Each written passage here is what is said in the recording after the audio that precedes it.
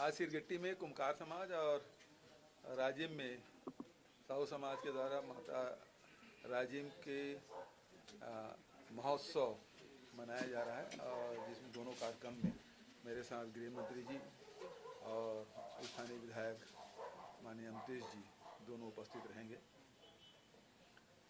आप लोगों की तरफ से अमित शाह आज कोरबा के प्रवास पर हैं, जेपी कोर ग्रुप की बैठक भी ले रहे हैं। और भारतीय जनता पार्टी जहाँ जहाँ जिन जिन सीटों में चुनाव हारे हैं उनको पहले फोकस कर रहे हैं और तो उसी तहत आ रहे हैं। ये मीडिया के माध्यम से जानकारी मिली है 75 और कोई ये सब बीजेपी के प्रदेश अध्यक्ष ने कहा है तरफ छत्तीसगढ़ में आ गया। छत्तीसगढ़ ही सबसे मजबूत है कांग्रेस पार्टी, क्योंकि यहाँ पे सरकार अच्छी चल रही है। अब पूरे राजनीति का फोकस छत्तीसगढ़ में आ गया। क्या इसी सिलसिले का ये दौरा माना जाए, शुरुआत जो अमित शाह कर रहे हैं? अब जो जानकारी मैं पहले ही कहा कि वो लोकसभा की तैयारी के हिसाब से वो आ रहे हैं, विधानसभा के हिसाब से तो नहीं दिखाई दे रहा है। भारतीय जनता पार्टी और दूसरे उनके अनुसांगिक संगठन जरूर प्रदेश के हिसाब से उन्होंने फोकस किया है और उन्होंने दो मुद्दे जो उनके बहुत प्रिय मुद्दे हैं, धर्मांतरण और सांप्रदायिकता, उसी को लेके चल रहे हैं और उसकी उनमें मास्टरी है। लेकिन हमारी जो पार्टी है वो विभिन्न वर्ग के लोगों के जीवन स्तर कैसे ऊपर उठे, उसे कैसे अधिकार संपन्न बनाया जाए, इस पे हमारा फोकस रहता है। और इन 4 सालों में हम लोगों ने वही किया कि छत्तीसगढ़ के लोगों के आमदनी में वृद्धि कैसे हो, चाहे किसान हो, मजदूर हो, लघु उपसंग्राहक हो, आदिवासी हो, सभी वर्गों के आय में वृद्धि हो, और इसमें हमने फोकस किया और हमको सफलता मिली है। दूसरा ये है कि शिक्षा है, स्वास्थ्य है, इस पे हमने फोकस किया है। और चौथा है वो संस्कृति, और छत्तीसगढ़ की संस्कृति को लेकर जो प्राचीन हमारी जो संस्कृति है उसको हम लोगों ने न केवल बढ़ाने का काम किया है और उसे और दुनिया के मानचित्र में लाने की कोशिश हमारी रही है। सर, राज्यपाल भी दौरे पर वो है क्या शाम को? अब प्रोटोकॉल के हिसाब से तो मैं जाऊंगा ही, गृह मंत्री जी हैं तो शाम को अभी रविंद्र चौबे जी जाएंगे 2 बजे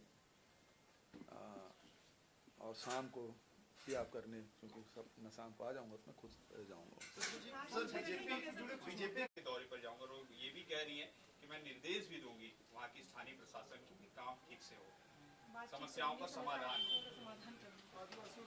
सर, ऐसा लगता है कि क्या आप लोगों की तरफ से जो निर्देश दिया जा रहा है वो नहीं हो रहा? अब राज्यपाल जाएंगे तो निर्देश देंगे तो काम हो जाएगा?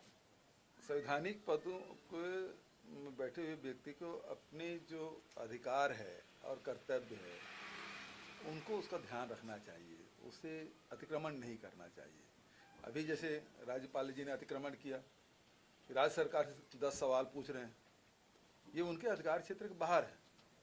विधानसभा से जो बिल पारित हुआ है उसे हस्ताक्षर करना चाहिए, वापस लौटाना चाहिए। कर्नाटक में अब 61% की सुनाई दे रहा है, 56 तो पहले था, अब 61 भी करने वाले हैं। वहां राज्यपाल दस्तखत कर रहे हैं, यहाँ राज्यपाल राजनीति कर रही है, राजभवन के माध्यम से राजनीति कर रहे हैं। अब दौरा करेंगे, समस्या का निदान करेंगे, मतलब ये मंत्रिमंडल है उनके सलाहकार के रूप में। यदि कोई आपके पास शिकायतें आती है, कोई जानकारी आती है, उसे आप सरकार को सौंप दें, सरकार से जानकारी लें, ये उनका कार्य है। वो फील्ड में जाके सीधा काम नहीं करेंगे, उसके लिए उसको मनोनीत किया गया है, यहाँ निर्वाचित नहीं है। और निर्वाचित जनप्रतिनिधियों का दायित्व है कि इन समस्याओं के, जनता की जो समस्या है उसके निदान करने का काम करें। कार्यपालिका अलग है, विधायिका अलग है, न्यायपालिका कार्य बटा हुआ है, संविधान के दायरे में रह के सबको काम करना है।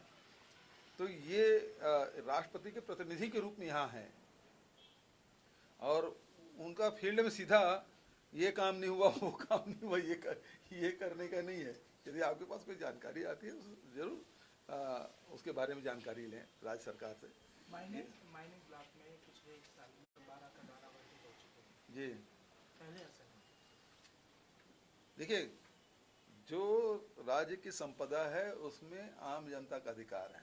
पिछले सरकारों में, पिछले समय भी खदान था, छत्तीसगढ़ बना उसके पहले भी खदानें थी, कोल ब्लॉक थे, आयरन ओर थे और बॉक्साइट थे, डोलोमाइट है, वो सबके यहाँ है छत्तीसगढ़ में, मिनरल की कोई कमी नहीं है। और उसी राजस्व को लेकर पिछली सरकार ने बड़ी बड़ी बिल्डिंग बनाए, मतलब ठेकेदारों के लिए, बड़े लोगों के लिए काम करते रहे। हमारे पास जो संसाधन आए उसको आम जनता के लिए, मजदूरों के लिए, किसानों के लिए, महिलाओं के लिए, आदिवासियों के लिए ये सारी योजना बनाए, वितरण किए समाज में।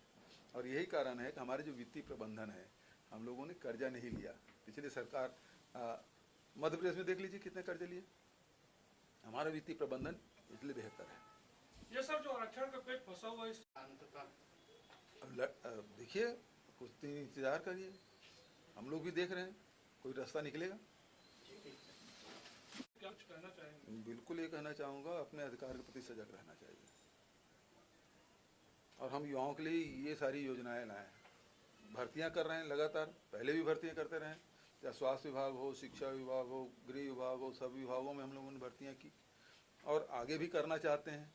उनको अधिकार, न केवल सरकारी नौकरी की बात है, बल्कि अब तो कॉलेज के एडमिशन भी इससे प्रभावित हो रहा है। राज्य सरकार पूरी तरह सजग है और इसीलिए तत्काल हमने विशेष सत्र बुलाया। इसमें भारतीय जनता पार्टी है, वो नहीं चाहती लोगों को उसका अधिकार मिले, और इसी कारण से ये सारे जो पीछे दरवाजे से जो राजनीति भारतीय जनता पार्टी कर रही है, उसका नुकसान युवाओं को हो रहा है। किस तरह से सर पार पाएंगे? नागापंथ के लोग, चाहे ठंड हो, गर्मी हो, बरसात हो, निर्वस्त्र रहते हैं। दिगंबर जैन मुनि देखो,